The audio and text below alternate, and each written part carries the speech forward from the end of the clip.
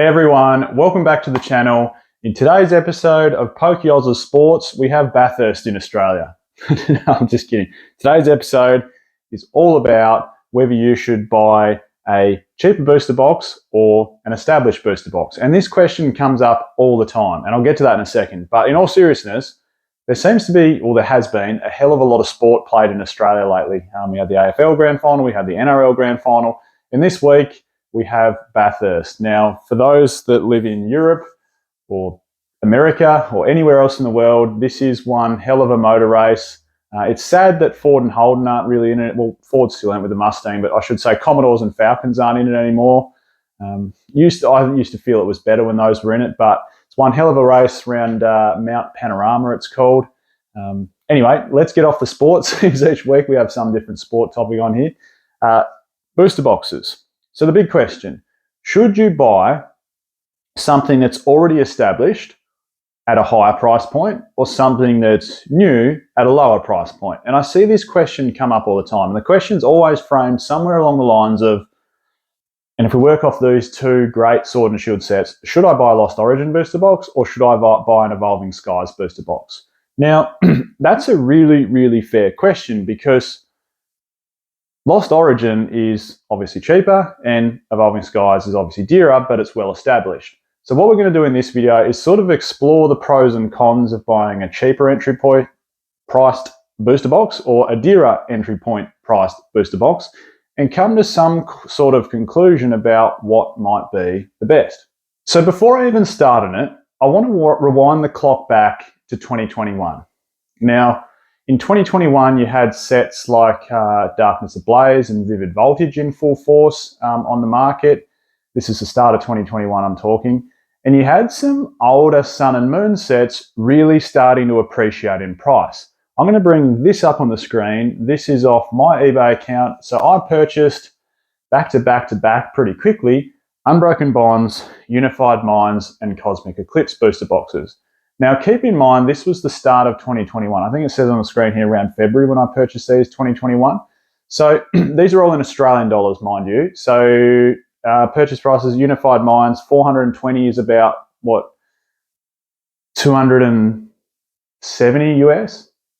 Less, 260 US? Thereabouts anyway. And 460 for something like Cosmic Eclipse or Unbroken Bonds is more like bang on pretty much 300 US. So if you work off, I've paid those prices back then, and we'll get to how much they've grown in a second. But here's the thing, right? So Darkness Ablaze and Vivid Voltage were sort of the popular sets at the time, and they were copying a huge print run and also huge popularity. Vivid Voltage had things like the Amazing Rares. It had the Chase of the Rainbow Pikachu. Darkness Ablaze, of course, introduced that nice but now very cheap Charizard VMAX card and was a heavy Charizard-based set. Trying to, I suppose, live off the coattails of something like XY Flashfire, like a very heavy Charizard, or Burnt Sun and Moon Burning Shadows. Of course, it didn't live up to the reputation of either of those sets, particularly XY Flashfire. But the point is, you could buy those boxes, and mind you, they weren't cheap. Like, they weren't 170 Australian dollars. You had to spend pretty much 200 Australian dollars to get yourself one, because at the time, it was gangbusters. We all know what it was like if you're in the hobby back at the start of 2021. Product, even though it was being printed to the masses, was still hard to get your hands on. And if you wanted it, you had to pay up for it. So I was buying a lot of Darkness Ablaze and Vivid Voltage booster boxes, particularly Vivid Voltage, thinking that was one hell of a set. And like I said, we get it wrong sometimes, how I got that one wrong. But anyway, I also decided to buy these three. Of course, the Cosmic Eclipse, Unified Minds, and Unbroken Bonds. And these had appreciated heaps. Like, you got to remember, Unbroken Bonds, which was the oldest out of these three sets, was just on 2 years old. And you're already having to pay north of 400 Australian dollars to get yourself one. When that box came out, it was 180, 200 Australian dollars. So you're already having to pay over 2 times retail in under 2 years. Even Cosmic Eclipse, mind you, that set, which came out closer towards the end of 2019, that's less than 2 years old when I bought this. This was only 18 months old. And there was still talks, and this is why I was a bit nervous with Cosmic Eclipse. There was still talks of it getting a reprint. And everyone was like, it's coming, it's coming, it's coming. And then it just didn't happen. Similar maybe to what's happening with Astral Radiance at the moment. That's teetering on the edge, isn't it? Like as a close to 18-month-old set, is it going to be reprinted? Is it not? If it does, the prices are going to go down a little bit. If it doesn't, could follow some. I'm not saying it is Cosmic Eclipse. It's not as good, nowhere near, but it could follow some similar trend to Cosmic Eclipse in its pricing. So I wish I'd done things a little bit different. Personally, I wish I'd invested, of course, in hindsight, I wish I'd invested more in the heavier cost price sets. Yes, they're a higher entry point, but let's explore it a little bit. So what are the pros of buying an established set back in 2021 or now, something like Evolving Skies? So back in 2021, something like your Unbroken Bonds or Unified Minds versus something like a modern Vivid Voltage at the time in 2021 versus now. What are the pros and cons versus something like Evolving Skies and Lost Origin? So the pros are, there should be, if we look at something like Evolving Skies, it should be done. It also might not be, but it should be. I can't see them retracing that far back in time to reprint Evolving Skies. So one of the pros, there should be no reprints.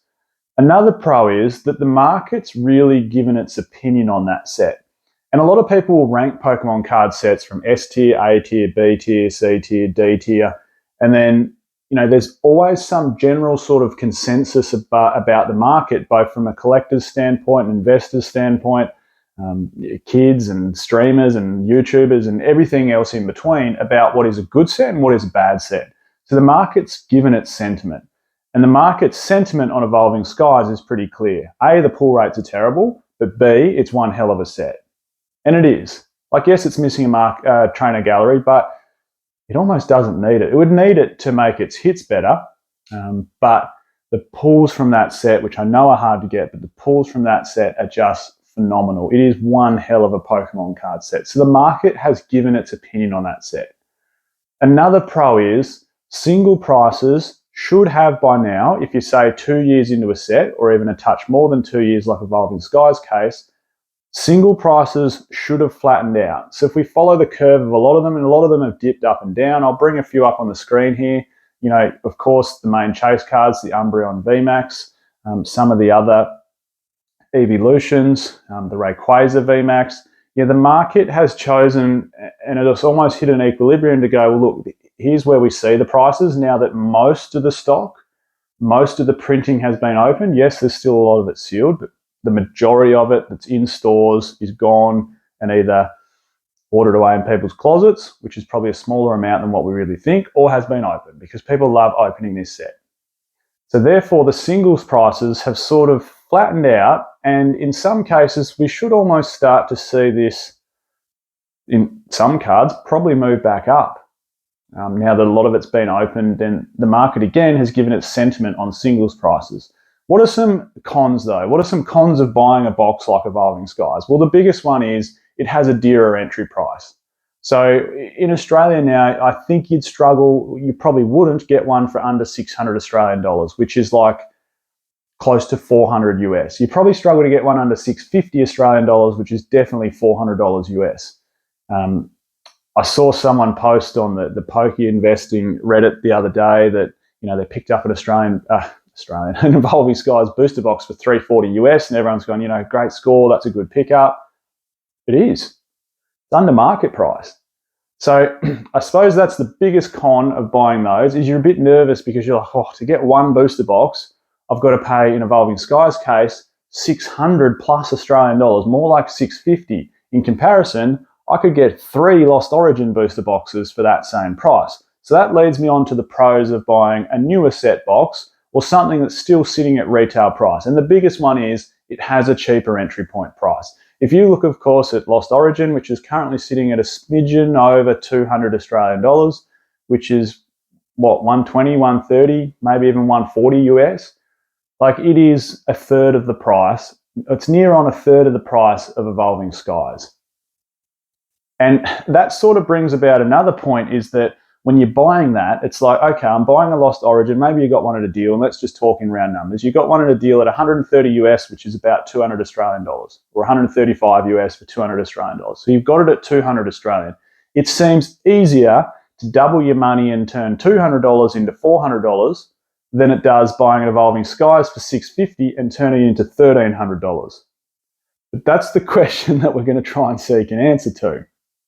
The cons, however, of buying a new box is the big one, and we should put this up in neon lights, bold writing, for lack of a better word, is reprints. There's every chance that new sets at retail price will get reprinted. If it's 3 months old, you can almost bank on it getting reprinted. If it's 9 months old, you can still probably bank on it getting reprinted. If it's pushing towards something now like Lost Origin, which has had another wave, we should hopefully, and it's now over 12 months old, we should hopefully be able to bank on the fact that, TPCI are going to put their energy into printing newer Scarlet and Violet sets and not go all the way back to Sword and Shield now and reprint Lost Origin. Now, don't take that as me saying Lost Origin is never getting reprinted again, but you get my point. Like, it's getting to the place where after particularly another reprint that it might not, or hopefully doesn't, get another. But the biggest con of new sets is that they're on the verge of reprints, and there's some nervousness around reprints all the time. The other con, I think, of a new set is that singles prices are sort of unestablished a little bit, as in quite often they're going to take massive dips down, and we can see that in modern sets like Obsidian Flames with the Charizard, of course, which has taken massive drops down. The main chase card, the special illustration rare Charizard's taken massive price drops down. There's also not, I suppose, a concrete market sentiment around the set, if I'm clutching at straws for another con, in that reprints can just weigh such a huge amount on market sentiment for a set, because take Vivid Voltage, for example. The market sentiment around that set, no one was going, yes, it's an S tier set, but a lot of people were going, this is a damn good Pokemon card set. Those amazing rares are cool. You've got a Rayquaza amazing rare. You've got a chase card in a Pikachu. When's the last time we had a Pikachu chase card? I don't know, Gold Star Pikachu from EX era? Like, Pikachu is the chase card. Like, we've just had so many of the bigger, stronger, dragon-type Pokemon always as the chase cards. When is it? It hasn't been since EX era that we've had things like Mudkip and Trico, like Gold Star and Torchic Gold Star is like the baby Pokemon, so to speak, or the starter Pokemon as chase cards. So it was cool that Vivid Voltage had the Pikachu as the chase card, and the sentiment around that set is, like I was saying, not S tier or A tier, but maybe strong B tier, like it was a B+, but then it got reprinted and reprinted and reprinted. And all of a sudden, the market sentiment was singles prices, it's pretty much worthless. Amazing rares are pretty much worthless. The only card worth any real value is that Rainbow Pikachu still. So I guess that's the point I'm trying to make with one more con of a modern set is the market sentiment can be shifted by reprints. So you don't really have a solid set-in-stone market sentiment. Whereas you look at Unified Minds, Unbroken Bonds, Cosmic Eclipse, and Team Up, and the market sentiment around those sets is they are just home runs. Like, they are all maybe not quite Unbroken Bonds in my opinion, but the other three are all S tier sets, and Unbroken Bonds is definitely an A tier set. So I think that plays a big part in it. Now, to answer the question, to summarize the whole video, what should you do? And I don't want to sound like a broken record, because I've said this a few other times in videos, but it's actually hard to know. I'm not going to say here and go, buy Lost Origin over Evolving Skies.